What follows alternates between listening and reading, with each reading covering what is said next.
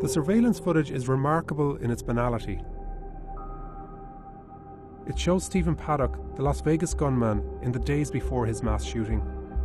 He cuts a lonesome figure as he moves through the Mandalay Bay Hotel, playing video poker for hours in the casino, buying snacks at a newsstand, watching a LeBron James interview in a restaurant, and at times chatting with hotel staff. But this picture of an ordinary gambler disguises a far more sinister intent. Through this previously unseen footage, we'll show how Paddock methodically planned his attack, and how, over 7 days, hotel staff unwittingly helped him to move bag after bag of weapons to his room. The videos, obtained exclusively by the New York Times from MGM Resorts, begin on Monday, September 25th. At the VIP counter, he checks into a suite on the 32nd floor and books an adjoining room, which he will check into 4 days later. He doesn't immediately bring in suitcases. Instead, he spends 2 hours in the hotel, going to his room and eating at a sushi restaurant downstairs.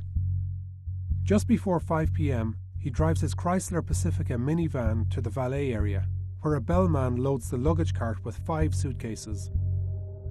Paddock asks to stay with his luggage, so the bellman brings him through the service elevators to his room, something hotel management say is not unusual. Paddock spends the next 4 hours in his room, and at 9:40 that night, he leaves the hotel, bringing 2 suitcases with him. He drives 1 hour to Mesquite, where he lived. Cell phone records show that he stays the night and spends most of Tuesday here. Around 8 p.m, Paddock returns to Las Vegas, but he stops at the Ogden, a downtown condominium complex. This is interesting for a few reasons. Paddock was also renting rooms here for the entire week. He checked in the previous Friday, when a music event called the Life is Beautiful Festival was being held in the surrounding streets. Internet records recovered by the police show that he searched for that festival's lineup and its expected attendance.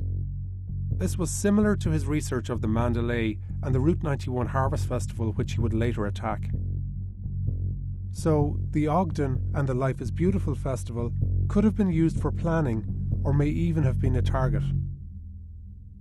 Later Tuesday night, Paddock returns to the Mandalay and a different bellman helps him to move 7 more suitcases to his suite. Again, he uses the service elevator.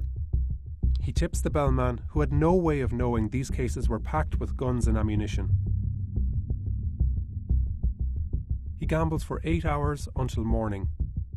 Paddock was a regular at the Mandalay and several casino hosts knew him. The videos show their interactions as being completely normal and in no way alarming. Remember, in 2 days, Paddock has brought 12 cases upstairs. He spends most of Wednesday in his room, and that evening repeats a similar pattern. He leaves the Mandalay, again carrying 2 suitcases. He stops at the Ogden and drives home to Mesquite. On Thursday, he buys a .308 bolt-action rifle from a gun store and visits a nearby gun range before driving back to the Mandalay. That night, he again uses the valet service and a bellman to carry a white container and 3 suitcases to his room. His arsenal of weapons is growing. Again, he gambles through the night. It's now Friday, and at 8 p.m, the Route 91 Harvest Festival will open in the fairgrounds across from the Mandalay. Paddock stays in his room until around 3 p.m, and uses his laptop while the suite is cleaned. He checks into the adjoining room, 134, using the name of his girlfriend, Mary Lou Danley. He also tells cleaning staff to leave behind the food service cart. 2 days later, Paddock would use this and one other service cart to create a surveillance ring during his attack. Overnight, he makes a brief trip to Mesquite, arriving back at the Mandalay at 6 a.m. with 2 more suitcases. Soon after noon on Saturday, he places Do Not Disturb signs on both room doors. He declines housekeeping. He takes an elevator to the valet area and sits, waiting for his car. He carries 2 more bags to his room. He gambles some more, and that night he makes a final trip to Mesquite, returning to the Mandalay at 3 a.m. on Sunday morning.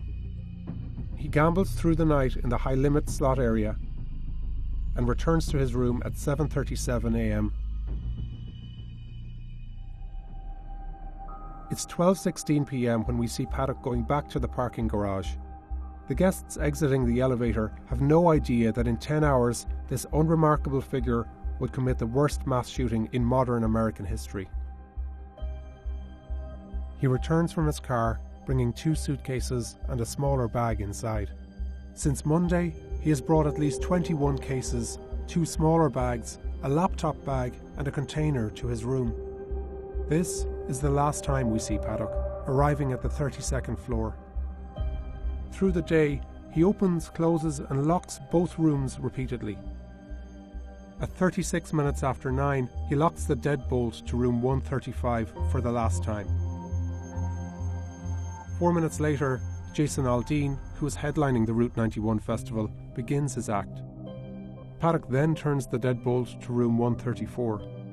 At 10:05, his shooting rampage begins.